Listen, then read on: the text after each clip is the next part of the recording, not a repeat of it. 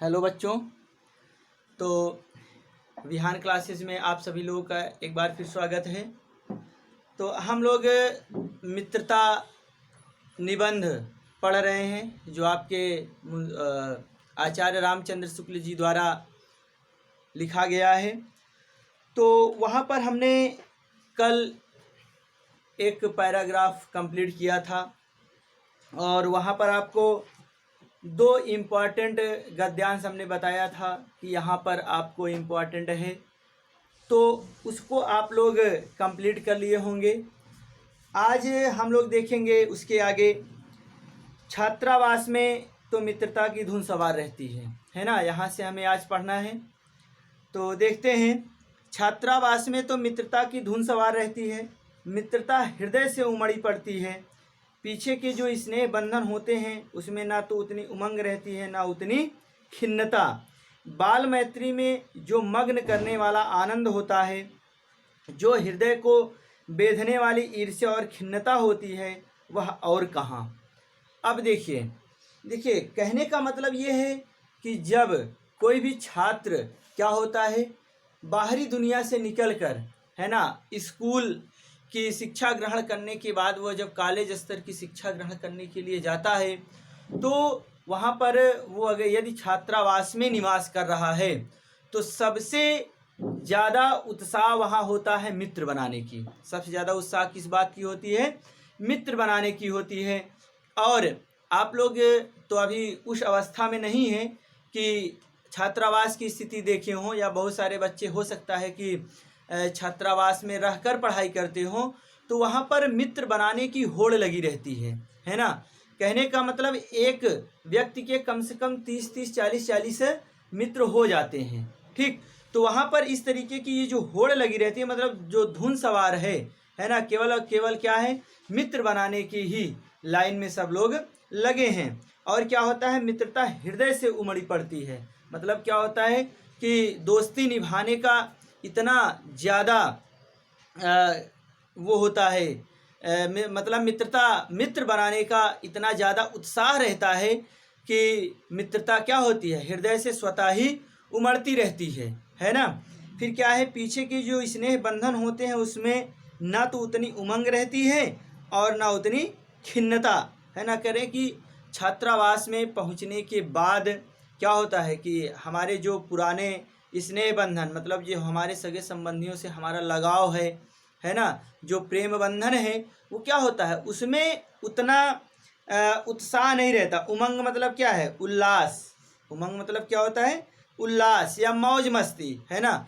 जैसे आपके रिलेशन का कोई बच्चा हो तो आप उसके मित्र भले हैं, लेकिन जितनी मौज मस्ती आपको अपने छात्रावास के साथियों से या आपके स्कूल कॉलेज के जो साथी हैं उनसे जितनी मौज मस्ती आप करते हैं, उतना आप अपने पुराने सगे संबंधियों से उतनी मौज मस्ती, उतना उल्लास, उतना आनंद आपको नहीं प्राप्त होता है। इसीलिए कहा गया है कि पीछे के जो स्नेह बंधन होते हैं उसमें ना तो उतनी उमंग रहती है। उमंग मतलब होता है उल्लास या मौज मस्ती, है ना, उतना मौज नहीं रहता, ना उतनी खिन्नता। और कहने की ना तो उतनी क्या होती है, खिन्नता मीन्स होता है उदासी, दुखी, है ना, दुख। कह रहे हैं कि ना तो उतनी उसमें उदासी ही होती है।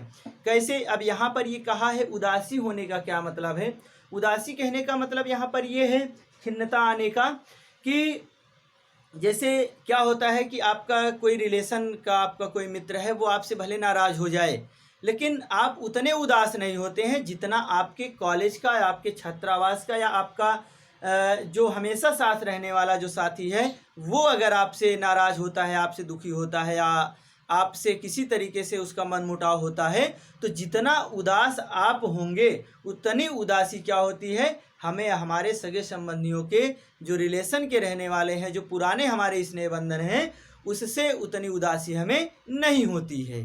ठीक, फिर आगे, बाल मैत्री में जो मग्न करने वाला आनंद होता है, जो हृदय को बेधने वाली ईर्ष्या और खिन्नता होती है, वह और कहाँ, है ना।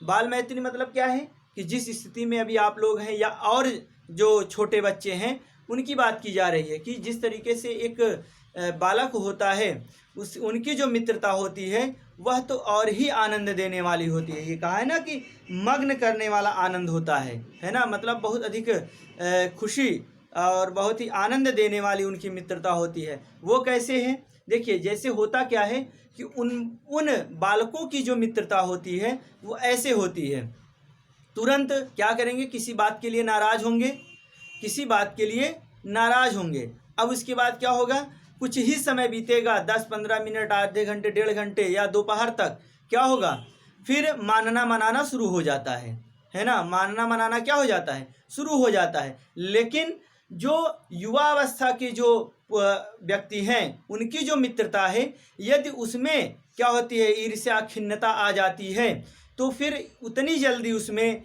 मानना मनाना नहीं हो पाता जितनी कि बाल मैत्री में हो जाती है। जितनी बाल मैत्री में हो जाती है उतना मानना मनाना युवा अवस्था की मित्रता में नहीं हो पाता है।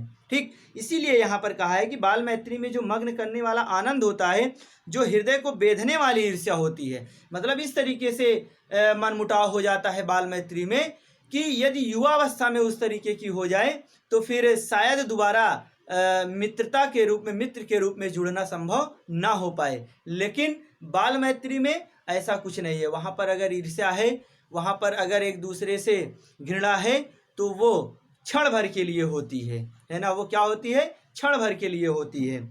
और खिन्नता होती है, मतलब जो उदासी होती है, ये सब क्या होती है, बाल मैत्री में बस क्षण भर के लिए होती है, कुछ समय के लिए होती है। और वह कह रहे हैं कि वह और कहाँ, कह रहे हैं कि ऐसी मित्रता आपको और कहीं देखने को नहीं मिलेगी, ये केवल और केवल बाल मैत्री में ही आपको देखने को मिलेगी। ठीक, फिर आगे, कैसी मधुरता और कैसी अनुरक्ति होती है, कैसा अपार विश्वास होता है, हृदय के कैसे कैसे उद्गार निकलते हैं, वर्तमान कैसा आनंदमय दिखाई पड़ता है, और भविष्य के संबंध में कैसी लुभाने वाली कल्पनाएं मन में रहती हैं, कितनी जल्दी बातें लगती हैं और कितनी जल्दी मानना मनाना होता है ना। अब देखिए, कह रहे कि वहाँ पर कैसी मधुरता और अनुरक्ति, अनुरक्ति मतलब होता है प्रेम, है ना।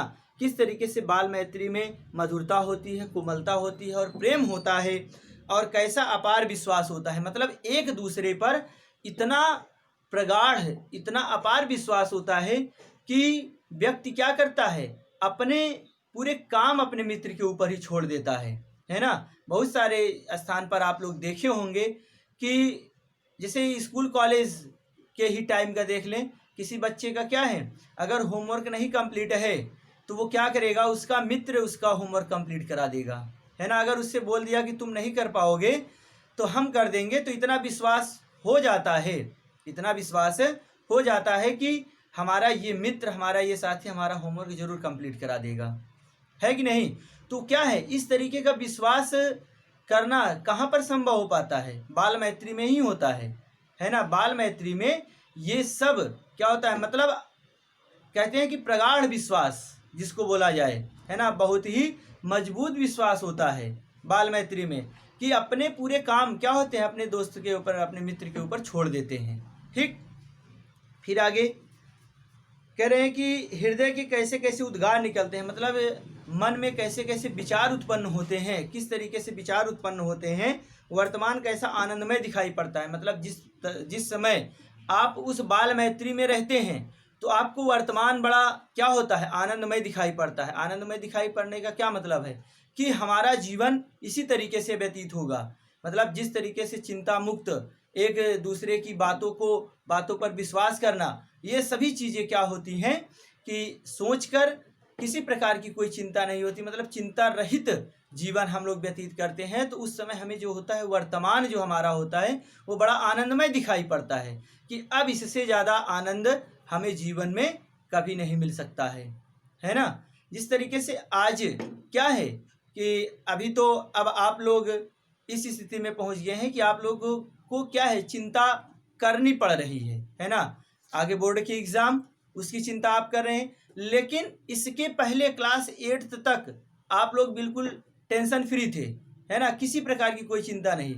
बस यही था कि ये जो हमारा जीवन चल रहा है ऐसे ही हमेशा चलेगा, तो इसी को सोचकर आप लोग क्या करते थे, बड़ा आनंद, बहुत मौज मस्ती होती थी। लेकिन अब उतनी मौज मस्ती आप नहीं कर पाएंगे, चाहकर भी नहीं कर पाएंगे।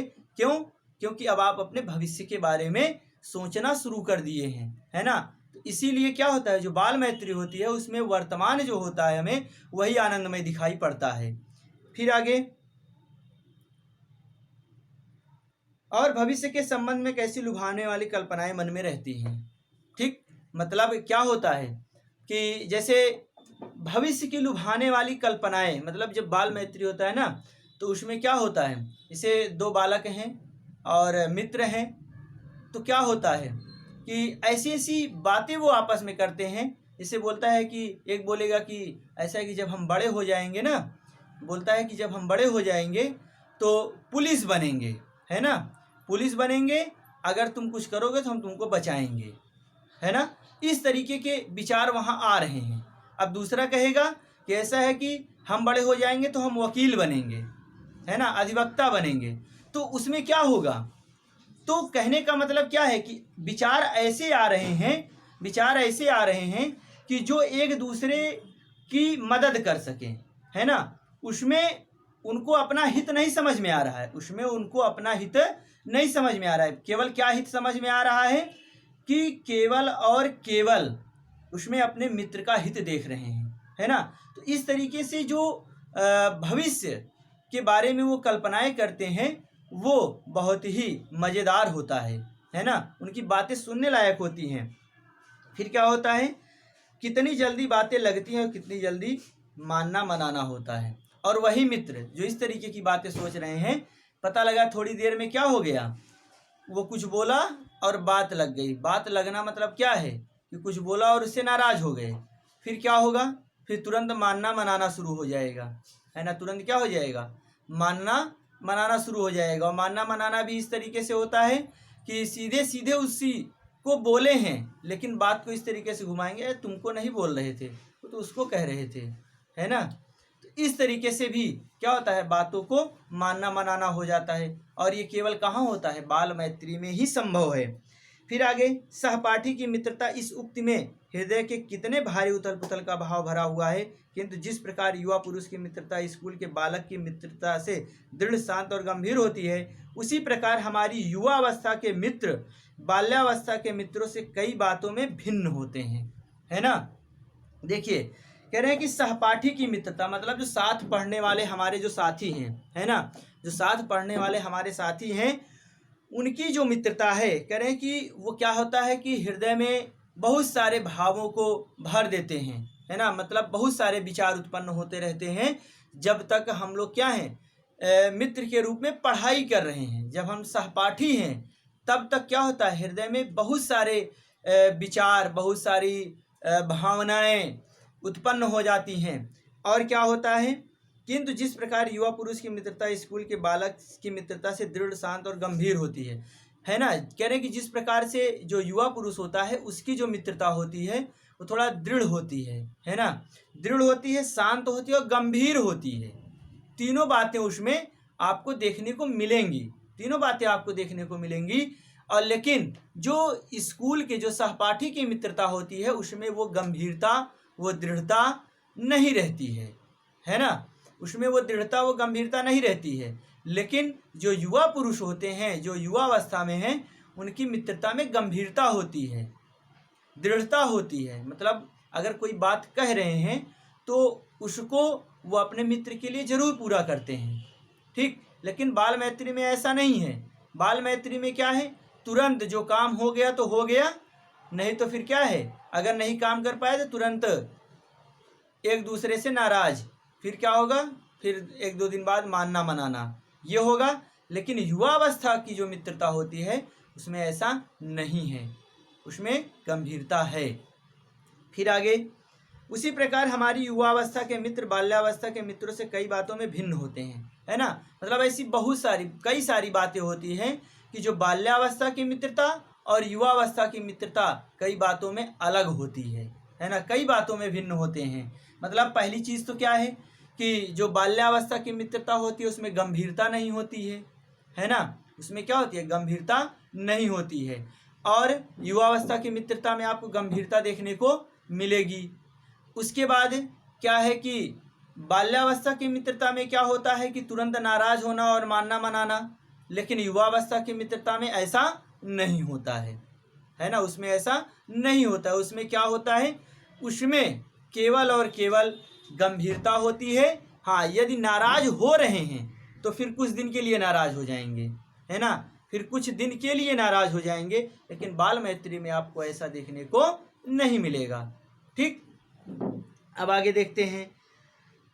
मैं समझता हूं कि मित्र चाहते हुए बहुत से लोग मित्र के आदर्श की कल्पना मन में करते होंगे, पर इस कल्पित आदर्श से तो हमारा काम जीवन की झंझटों में चलता नहीं, है ना। देखिए, लिखा है कि मैं समझता हूं कि मित्र चाहते हुए भी बहुत से लोग मित्र के आदर्श की कल्पना मन में करते हैं।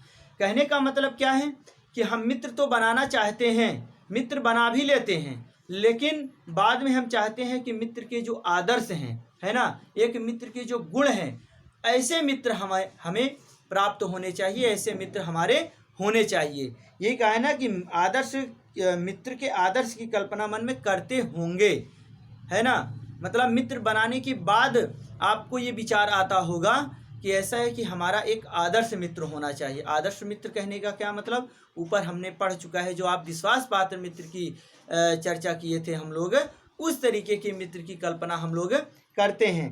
पर इस कल्पित आदर्श से तो हमारा काम जीवन की झंझटों में चलता नहीं, है ना। अब देखिए कितनी बढ़िया बात लिखे हैं कि हम भले मित्र के आदर्श की बात कर लेते हैं, है ना, कि एक आदर्श मित्र हमारे पास होना चाहिए, लेकिन प्रत्येक व्यक्ति क्या है, अपने कामों में व्यस्त है, प्रत्येक व्यक्ति अपने कार्यों में व्यस्त है। तो आप जो आदर्श अपने एक मित्र में देखना चाहते हैं, तो हो सकता है कि ये जो जीवन के संघर्ष हैं, जो जीवन के क्या है कि झंझट, है ना, इससे उनके आदर्श का हमें हो सकता है कि पता ही ना चले, है ना। आदर्श गुण उनके अंदर तो हैं, है ना, कि जैसे वो हमें दृढ़ संकल्पों में क्या करें, हमें पुष्ट करें, मजबूत करें, हमारी पवित्रता, हमारी सत्यता में क्या करें, वो हमको दृढ़ बनाएं। तो ये सब सारी चीज़ें हैं, उनके हो सकता है कि आदर्श मित्र के अंदर वो गुण हैं, लेकिन जो जीवन के झंझट हैं, जो जीवन के संघर्ष हैं, उससे हमें पता ही नहीं चलता कि वो आदर्श मित्र भी है। ठीक है ना, इसीलिए कहा गया है कि हमारा काम जीवन की झंझटों में चलता नहीं है ना। जो आदर्श के कार्य हैं ये जीवन की झंझटों में नहीं चल पाते। बहुत सारे कार्य हैं, जैसे अगर आप चाहें कि हम अपने मित्र की हर तरीके से मदद करें, है ना, लेकिन आप चाहकर भी नहीं कर पाते हैं, है ना, आप चाहकर भी नहीं कर पाते हैं, तो क्या वहाँ पर आपको आदर्श मित्र नहीं माना जाएगा? बताइए, क्या आपको वहाँ पर आदर्श मित्र मानना चाहिए कि नहीं मानना चाहिए? अब दूसरे की नज़रों में होगा कि चाहने से क्या होता है, करना ज़रूरी है ना, लेकिन जब अगला खुद ही क्या है, अपने जीवन की झंझटों में परेशान है, तो वो आपको अपना आदर्श कैसे दिखाए, है ना। तो यहाँ पर यही चीज़ कहा गया है कि जीवन की झंझटों से पता ही नहीं चलता कि कौन कितना आदर्शवान है। फिर आगे, ऐसे सुंदर प्रतिमा, मन भावनी चाल और स्वच्छंद प्रकृति, यही 2-4 बातें देखकर मित्रता की जाती है, पर जीवन संग्राम में साथ देने वाले मित्रों में इनमें से कुछ अधिक बातें चाहिए। समझिए, पहले हम लोग मित्रता कैसे करते हैं? सुंदर प्रतिमा, प्रतिमा मतलब होता है मूर्ति, मतलब सुंदर शरीर देखकर, है ना, मन भावनी चाल, और मन को लुभाने वाली जो उसकी चाल है, और स्वच्छंद प्रकृति, और उसका जो स्वच्छंद मतलब बिल्कुल स्वतंत्र जो स्वभाव है, यही 2-4-6 बातें देखकर हम क्या करते हैं, मित्र बना लेते हैं। लेकिन कह रहे हैं कि जो ये जीवन का संग्राम चल रहा है, जो जीवन में संघर्ष चल रहा है, इसमें जो साथ देता है, इसमें जो साथ देने वाला है, वही हमारा सच्चा मित्र होना चाहिए। तो ये केवल 2-4 बातें देखकर ही हमें मित्र नहीं बना लेना चाहिए। हमें कैसे, कि जो जीवन संघर्ष में हमारा साथ देने वाले हों, ऐसे व्यक्ति को हमें अपना मित्र बनाना चाहिए। इसीलिए कहा गया कि जीवन संग्राम में साथ देने वाले मित्रों में इनमें से कुछ अधिक बातें होनी चाहिए। इनमें से मतलब ऐसे सुंदर प्रतिमा की जो बात की गई, मन भावनी चाल, स्वच्छंद प्रकृति की जो बात की गई, तो कह रहे हैं कि इससे भी और अधिक चीज़ें हमें अपने मित्र में चाहिए। बात समझ में आ रही है? ये और अधिक चीज़ें हमारे मित्र में चाहिए, केवल इतने से ही काम चलने वाला नहीं है। क्यों? क्योंकि जीवन संघर्ष में हमें हमारा साथ देने वाला मित्र हमें चाहिए। अब देखिए यहाँ से आपका इम्पॉर्टेंट में है, मित्र केवल उसे नहीं कहते जिसके गुणों की तो हम प्रशंसा करें पर जिससे हम स्नेह ना कर सकें, जिससे अपने छोटे छोटे काम तो हम निकालते जाएं पर भीतर ही भीतर घृणा करते रहें, है ना। अब ऐसे व्यक्ति को भी मित्र नहीं कहा जा सकता। जैसे होता है ना कि कोई व्यक्ति बड़ा गुणवान है ना, उसके अंदर कुछ दो चार बातें हमको अच्छी दिखी और हम क्या कर रहे हैं, उसकी हमेशा प्रशंसा कर रहे हैं, उसकी बड़ाई कर रहे हैं कि वो व्यक्ति ऐसा है, वो व्यक्ति ऐसा है, बड़ा अच्छा व्यक्ति है। तो यदि हम उसकी प्रशंसा कर रहे हैं तो इसका मतलब ये नहीं है कि वो हमारा मित्र हो गया है।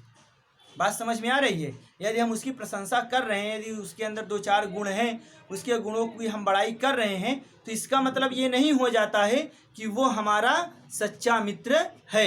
इसीलिए कहा गया ना कि मित्र केवल उसे नहीं कहते जिसके गुणों की तो हम प्रशंसा करें पर जिससे हम स्नेह ना कर सकें, है ना। प्रशंसा तो कर रहे हैं, उसके हर गुणों को हम क्या कर रहे हैं, प्रचारित प्रसारित कर रहे हैं, लेकिन हमारा उससे किसी प्रकार का कोई लगाव है ही नहीं।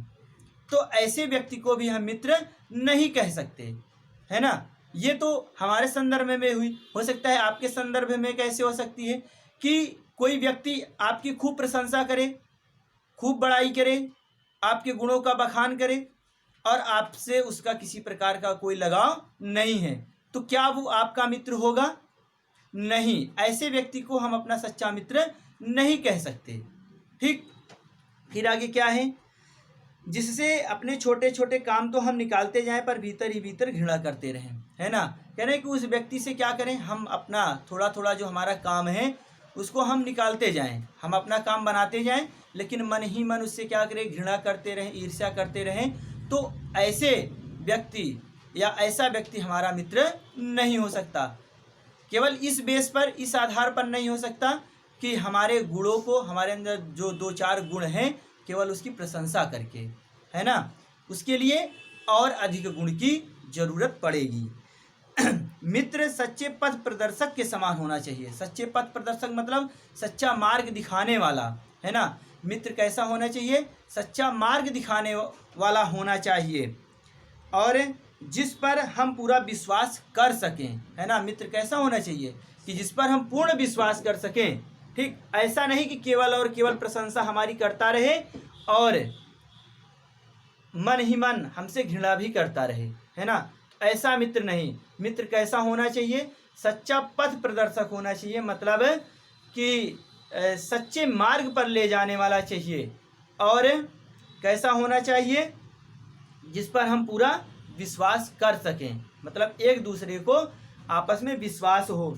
और भाई के समान होना चाहिए। जिस प्रकार से एक भाई को दूसरे भाई के ऊपर विश्वास होता है, उस प्रकार से एक मित्र को दूसरे मित्र के ऊपर भी विश्वास होना चाहिए। ठीक, जिसे हम अपना प्रीति पात्र बना सकें, है ना। प्रीति पात्र मतलब उसे अपने प्रेम का पात्र हम बना सकें, है ना। मतलब उससे उसी प्रकार का लगाव हो जिस प्रकार से एक भाई का दूसरे भाई के प्रति लगाव होता है।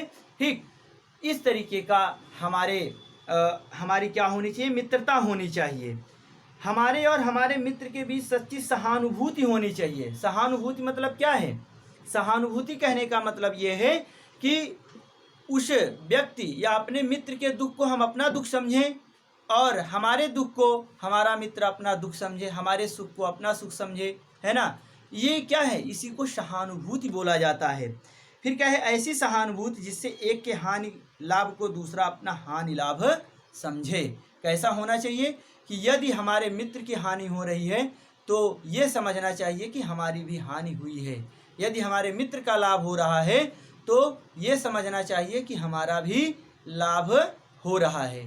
तो इस तरीके का मित्र होना चाहिए। जब ऐसी क्या है भावना यदि मन में है तो वो क्या है? वही हमारा सच्चा मित्र होता है। ठीक, तो यहाँ तक का आपका क्या था, व्याख्या करने के लिए था।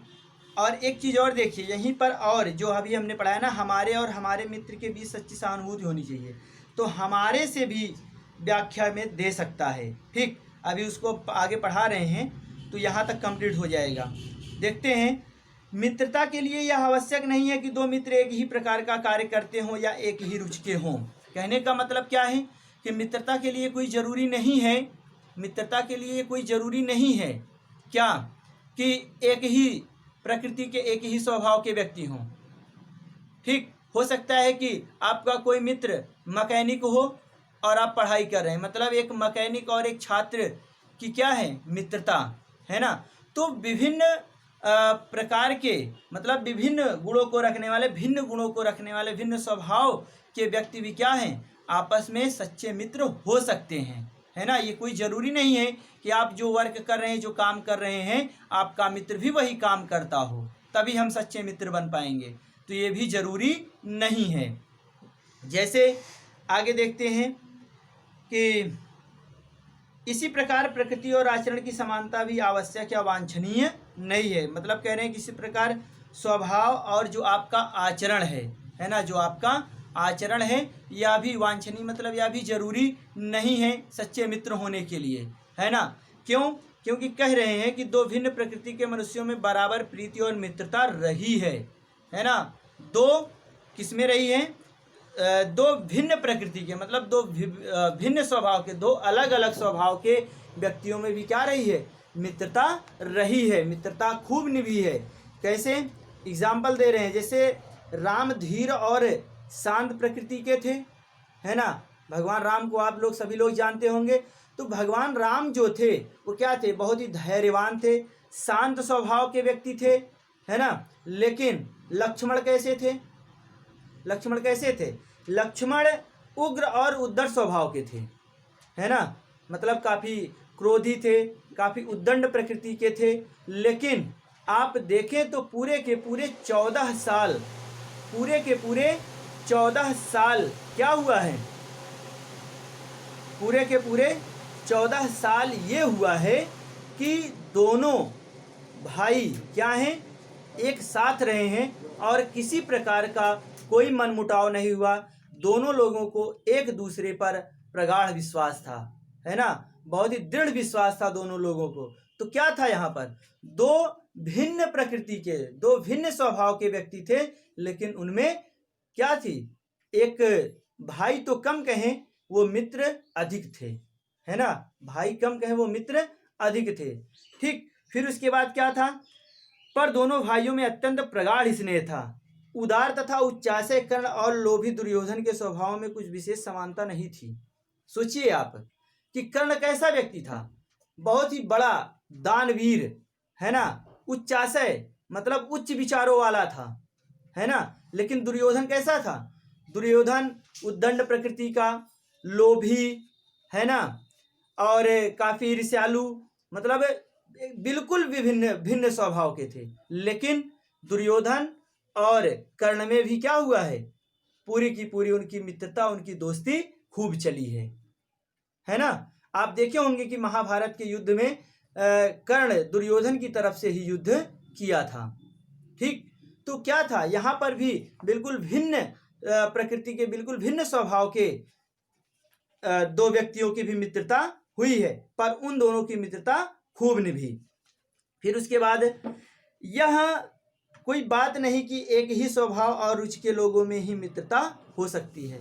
लेखक कह रहा है कि यहाँ पर ये कोई बात नहीं है कि एक ही स्वभाव के व्यक्ति हों, एक ही प्रकृति के व्यक्ति हों, या एक ही आचरण के व्यक्ति हों और एक ही रुचि, मतलब पसंद, मतलब यदि हमारी पसंद जो है वही पसंद आपकी हो, तो ऐसे भी विचार रखने वालों के लिए ये क्या है? जरूरी नहीं है कि ऐसे ही लोगों में मित्रता हो सकती है। मित्रता किसमें हो सकती है? मित्रता आपकी विभिन्न, मतलब भिन्न, अलग अलग स्वभाव और रुचि वाले लोगों में भी मित्रता हो सकती है। ठीक, अब देखिए यहाँ पर जो है आपका, तो अभी हमने जब बताया था आपको कि हमारे और हमारे मित्र, है ना, हमारे और हमारे मित्र से बताया था ना, तो इसको जो है यहाँ से आपकी व्याख्या आएगी कहाँ तक? आपकी व्याख्या आएगी यहाँ, लोगों में ही मित्रता हो सकती है, लोगों में ही मित्रता हो सकती है, यहाँ तक आएगा। ठीक, और एक क्या है, सॉरी थोड़ा गड़बड़ हो गया, हमारे और हमारे मित्र से लेकर इसी यहाँ तक आएगा, दो भिन्न प्रकृति के मनुष्यों में बराबर प्रीति और मित्रता रही है, यहाँ तक। ठीक, यहाँ से देखिए, ये हमारे और हमारे मित्र के बीच सच्ची सहानुभूति होनी चाहिए, ऐसी सहानुभूति जिससे एक के हानि लाभ को दूसरा अपना हानि लाभ समझे। मित्रता के लिए आवश्यक नहीं है कि दो मित्र एक ही प्रकार का कार्य करते हों या एक ही रुचि के हों। इसी प्रकार प्रकृति और आचरण की समानता भी आवश्यक और वांछनीय नहीं है। दो भिन्न प्रकृति के मनुष्यों में बराबर प्रीति और मित्रता रही है, यहाँ तक। ठीक, अब देखिए, आप समझिए कि ये अगर आपको व्याख्या करनी होगी तो आपने जो नीचे एग्जाम्पल पढ़े, राम दुर्योधन, है ना, इसका जो एग्जाम्पल पढ़े, जब तक आप इसको ऊपर व्याख्या में नहीं ले जाएंगे, आप इस लाइन को कंप्लीट ही नहीं कर पाएंगे कि इसी प्रकार आचरण और समानता की भी आवश्यक या वांछनीय नहीं है। दो भिन्न प्रकृति के मनुष्यों में बराबर प्रीति और मित्रता रही है। आप इस लाइन की, इस पंक्ति की व्याख्या करने के लिए आपको नीचे का पता होना जरूरी है ना। ये राम धीर और शांत प्रकृति के थे, लक्ष्मण उग्र और उद्धत स्वभाव के थे, है ना। ये आपके को इसमें ऐड करना होगा, इसमें जोड़कर तभी आप व्याख्या कंप्लीट कर पाएंगे। ठीक, और क्या है, फिर एक यहाँ से भी है आपका, मित्रता के लिए आवश्यक नहीं है कि दो मित्र एक ही प्रकार का कार्य करते हों और रुचि के लोगों में ही मित्रता हो सकती है। कहने का मतलब यह है कि आपको यहाँ पर तीन व्याख्या तीन तरीके से दे सकता है और सबका मतलब लगभग वही निकल कर आएगा, है ना। मतलब उसका पूछने का जो तरीका है वो किस स्थान से पंक्तियां उठाकर कंप्लीट करेगा वो देखना जरूरी है ना। चलिए आगे, समाज में विभिन्नता देखकर लोग एक दूसरे की ओर आकर्षित होते हैं। जो गुण हम में नहीं है, हम चाहते हैं कि कोई ऐसा मित्र मिले जिसमें वे गुण हों, है ना। देखिए, कह रहे हैं कि समाज में विभिन्नता देखकर लोग एक दूसरे की ओर आकर्षित होते हैं। जैसे किसी के अंदर कोई गुण है और हमारे अंदर वो गुण नहीं है, तो हम उस व्यक्ति के उस गुण को देखकर क्या करेंगे, उसकी ओर आकर्षित हो जाते हैं और ये चाहते हैं कि हमारे अंदर जो गुण नहीं है वो हमें किसी दूसरे से प्राप्त हो, है ना। तो यहाँ पर यही कहा गया है कि जो गुण हम में नहीं है, हम चाहते हैं कि कोई ऐसा मित्र मिले जिसमें वे गुण हों। कैसे, जैसे चिंताशील मनुष्य प्रफुल्लित चित्त का साथ ढूंढता है। मतलब जैसे कोई काफी चिंताशील व्यक्ति है, मतलब हमेशा चिंता ही करता रहता है, तो वो चाहता है कि उसको क्या करे, प्रफुल्ल चित्त, मतलब हमेशा आनंदित मन वाला या प्रसन्न मन वाला क्या हो, उसको व्यक्ति मिले जो उसको भी चिंता से मुक्त कर सके, है ना। फिर आगे, निर्बल बली का मतलब अगर कमजोर व्यक्ति होता है तो वो बलवान व्यक्ति का साथ ढूंढता है। ठीक, अब यहाँ पर क्या है, उसके जो निर्बल है उसके पास बल की कमी है ना, तो वो क्या कर रहा है, बलवान व्यक्ति का साथ ढूंढ रहा है। और धीर उत्साही का, और जो धैर्यवान व्यक्ति है वो क्या करता है, उत्साहवान उत्साहशील व्यक्ति का साथ ढूंढता है। फिर क्या है, जैसे उच्च आकांक्षा वाला चंद्रगुप्त युक्ति और उपाय के लिए चाणक्य का मुख ताकता था, है ना। कह रहे हैं कि जो उच्च आकांक्षा वाला, आकांक्षा मतलब क्या है, विचार, है ना, मतलब जो चीजों को चाहता हो, मतलब बड़ी चीजें चाहने वाला चंद्रगुप्त भी क्या करता था, युक्ति मतलब होता है उचित विचार। युक्ति मीन्स क्या होता है, उचित विचार के लिए क्या होता था, और उपाय के लिए चाणक्य का मुंह ताकता था। मतलब हमेशा ये देखता था कि चाणक्य, आप जानते होंगे चाणक्य कौन था, चंद्रगुप्त मौर्य का प्रधानमंत्री था, है ना। चंद्रगुप्त मौर्य का क्या था, प्रधानमंत्री था, जो घनानंद के दरबार में अपमानित होकर क्या किया था, नंद वंश का समापन करने के लिए, उसका अस्तित्व मिटाने के लिए चंद्रगुप्त के साथ आया था, है ना। तो यहाँ पर चंद्रगुप्त भी क्या करता था, चाणक्य का मुंह ताकता था, मतलब चाणक्य की ओर देखता था कि यही कुछ युक्ति कोई उपाय बताएंगे। फिर क्या था, नीति विशारद अकबर, नीति विशारद मतलब नीतियों का विद्वान, नीति का विद्वान अकबर भी क्या होता था, अपना मन बहलाने के लिए बीरबल की ओर ताकता था। मतलब बीरबल को निहारता था कि उससे मनोरंजन करने के लिए, है ना।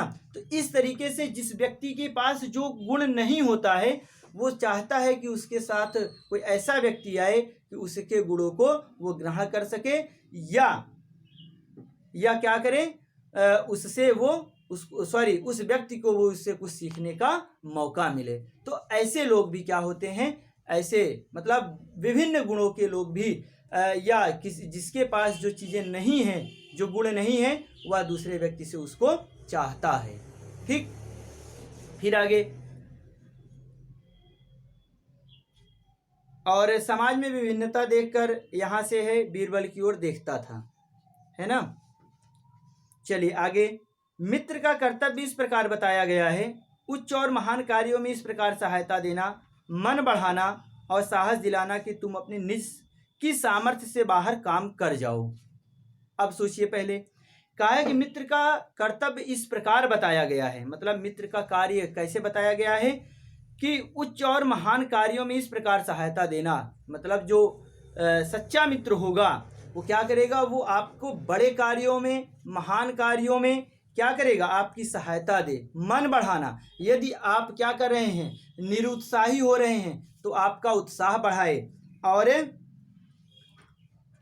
क्या करे, और साहस दिलाना, और आपको साहस दिलाए कि नहीं, आप बड़े से बड़ा काम भी कर सकते हैं, मतलब तुम अपनी निज सामर्थ्य, मतलब आपकी जितनी क्षमता है उससे भी ऊपर जाकर तुम ये कार्य पूरा कर सकते हो। तो ऐसे मित्र का क्या है, सच्चे मित्र का ये कर्तव्य होना चाहिए।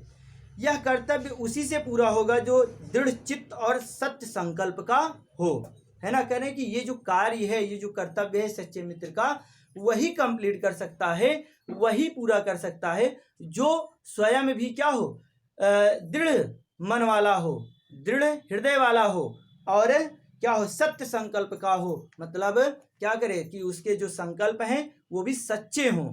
तो ऐसा ही मित्र क्या कर सकता है, ऐसा ही मित्र आपको आगे बढ़ने के लिए प्रेरित कर सकता है कि आप अपनी क्षमता से ऊपर भी जाकर क्या कर सकते हैं, इस कार्य को पूरा कर सकते हैं।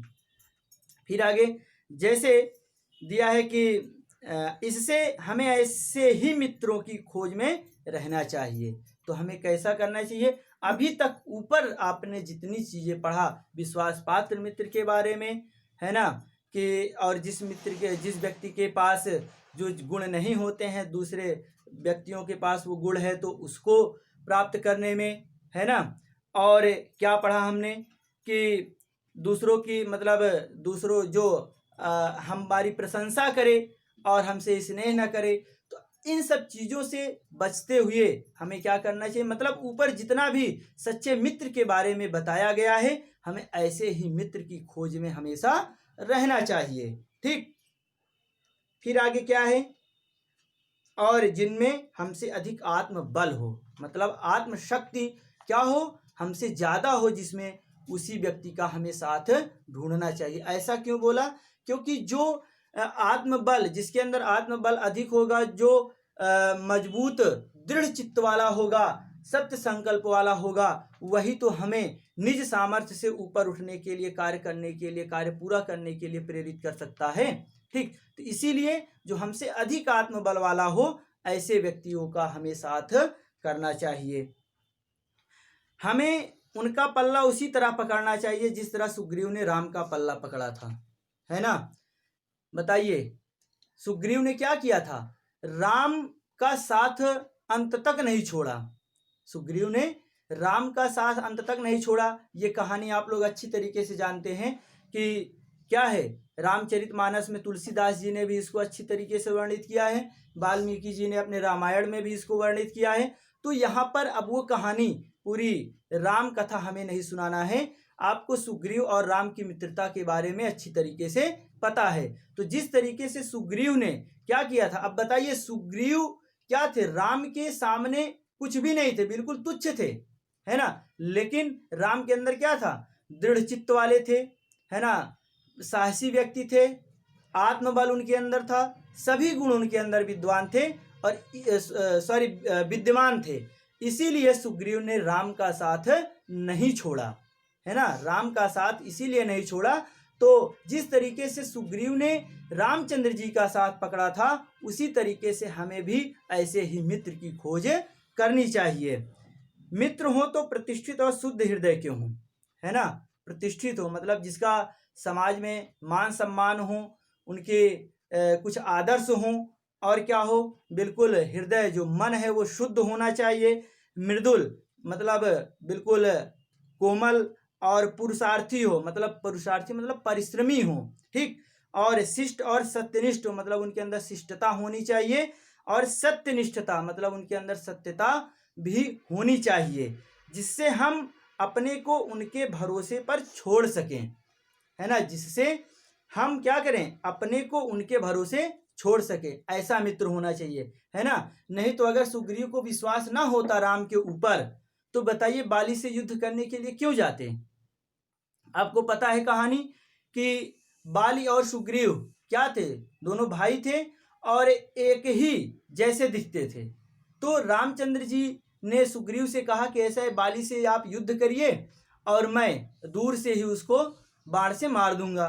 तो जब दोनों लोग युद्ध करने लगे, अब रामचंद्र जी को ये संशय हो गया कि आखिर इसमें बाली कौन है ना। अब रामचंद्र जी इसीलिए क्या किए, तीर नहीं चलाए। सुग्रीव नाराज हो गए, है ना। सुग्रीव क्या हो गए, नाराज हो गए। अब तो श्री रामचंद्र जी ने उनको समझाया कि ऐसा है कि आप दोनों भाई एक ही जैसे थे, और हो सकता था कि हमारा बाण आपको ही लग जाता, है ना।